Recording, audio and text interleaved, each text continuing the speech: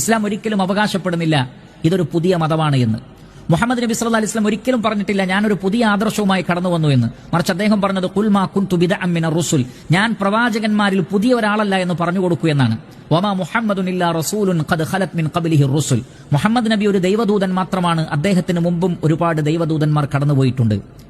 അതേപോലെ തന്നെ പരിശുദ്ധ ഖുർആൻ മാത്രമാണ് വേദഗ്രന്ഥം എന്ന് ഖുർആൻ പറയുന്നില്ല, മറിച്ച് പൂർവികമായ വേദഗ്രന്ഥങ്ങൾ അത് അംഗീകരിക്കുന്നു. എന്നാൽ അതിന്റെ ഒരു ഫൈനൽ റെവലേഷൻ എന്നുള്ള നിലക്കാണ് ഖുർആനിനെ പരിചയപ്പെടുത്തുന്നത്. സകല വേദഗ്രന്ഥങ്ങളിലെയും ആശയത്തിന്റെ ഒരു സംഗ്രഹം മാത്രമാണ് ഖുർആൻ.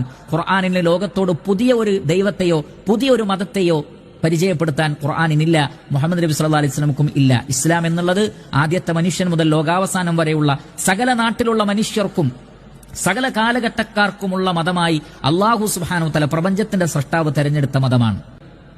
മുസ്ലിമീങ്ങളായിട്ടുള്ള ആളുകൾക്ക് പോലും ഇസ്ലാമിന്റെ ഉള്ളടക്കം എന്താണ് എന്നറിയാത്ത, ഇസ്ലാമിന്റെ വിശ്വാസ ആചാര അനുഷ്ഠാനങ്ങൾ എന്താണ് എന്നറിയാത്തൊരവസ്ഥ. എല്ലാവരും ഒരു തമാശയാക്കി മതത്തെ കാണുന്നു. അത് വലിയ അപകടം ചെയ്യും. ആ അപകടം നമ്മൾ തിരിച്ചറിയുന്നത് ഈ ലോകത്തോട് വിട പറയുന്ന, നമ്മുടെ ജീവൻ നഷ്ടപ്പെടുന്ന സന്ദർഭത്തിലായിരിക്കും.